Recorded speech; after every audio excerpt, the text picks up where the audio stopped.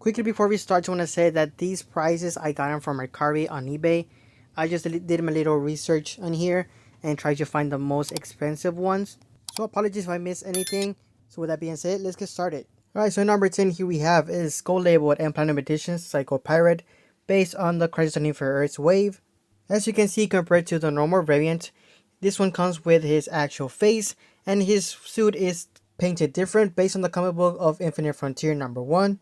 And he also comes with the body of the Anti-Monitor. Not only was this guy exclusive to McFarlane Toys, but he was also a run fair.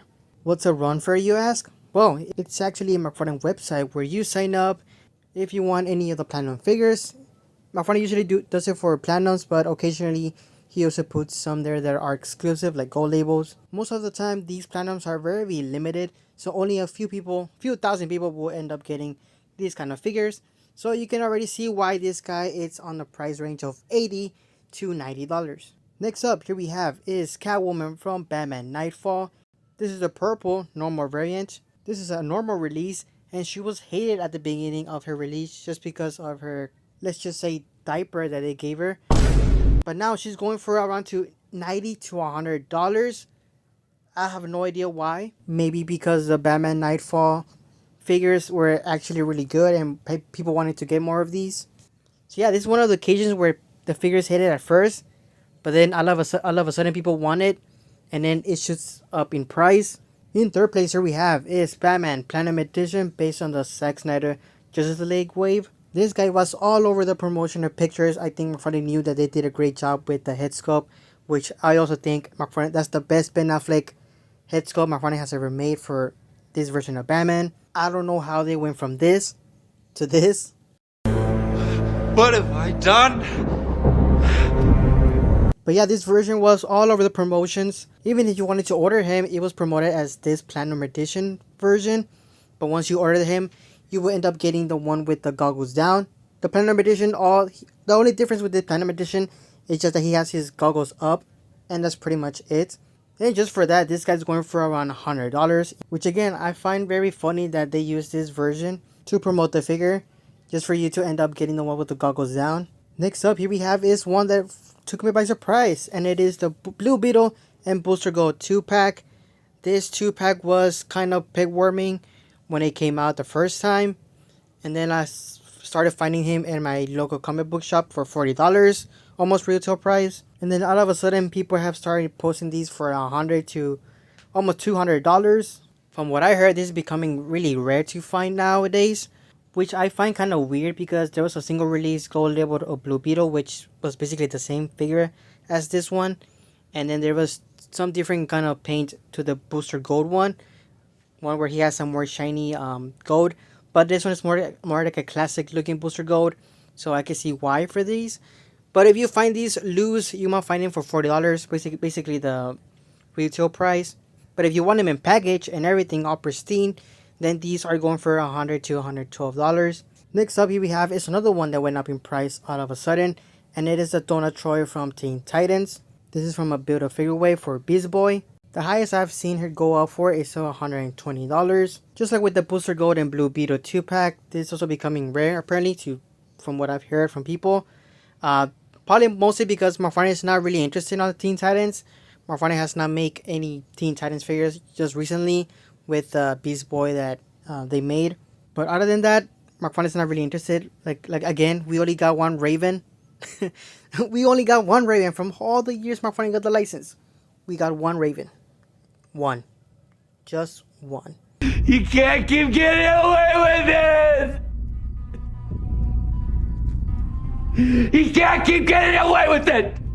And not even a great looking one.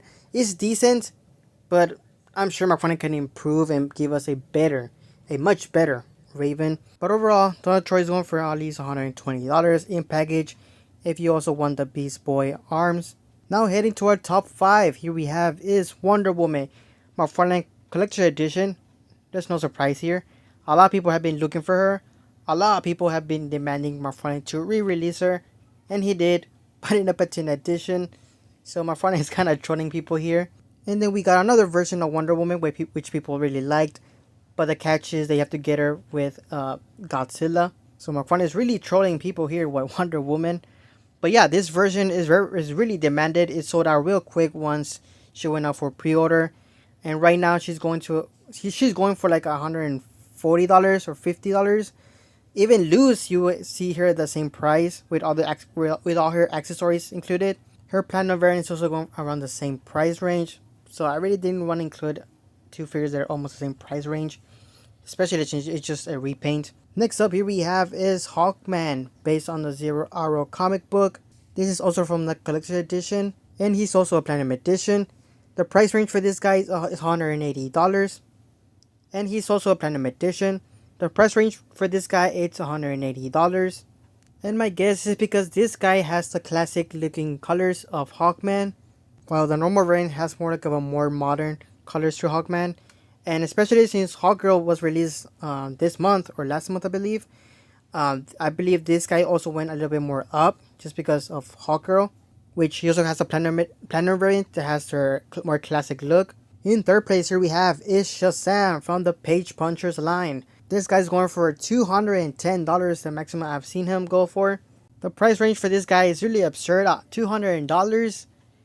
That's a lot of money for just one figure. And yeah, McFarlane actually really nailed it with this one. But I just don't see why he's very expensive. He's not a platinum. He's not rare. He's just a normal release. But like I said, McFarlane did a great job. More than great. They did an amazing job. I really love the head sculpt, the color that they used for this guy. They absolutely nailed it. So yeah, sadly this guy is going for $200. So if you're a guy like me that missed out, you will probably have to end up buying him around this price range, unless you're lucky enough to find him loose for like $60, but I really doubt it. In second place here we have is once again the return of the Catwoman from Batman Nightfall, but this one's the platinum edition, and she's wearing gray instead of the purple suit. And if you thought that one was expensive, this one is more expensive. She's going for almost $300. It's been a couple of years and this Catwoman is still very high on the price. I honestly expected her to go down to at least $100 or $50, but no, it looks like she's going more up. She's again almost $300. Your only hope will have to find her loose to at least $100. But then again, I don't think a lot of people are going to be spending a lot of money just for a McFarlane figure. At this point, I could buy myself a hot toy instead of this. Instead of McFarlane figure, I could buy myself a hot toy. And in number 1, here we have is McFarlane DC Multiverse Build-A-Figure Monitor, Hal Jordan, the Spectre Gold labeled. And just like Psycho Parrot, he was also part of the run fair. So only a few lucky people were able to get this guy. And yeah, overall, he's really, but really expensive. He's almost hitting the 1K, the 1,000 range point. Right now, I've seen him go for $500 to $600. So yeah, this guy is almost hitting the $1,000 range point. I believe this is the most expensive DC Multiverse figure ever made. I don't know if there's any other more expensive one. If you know if any other figure that is expensive as this one or more, please let me know down in the comments. Again, apologies if I missed out on any other figures that are expensive.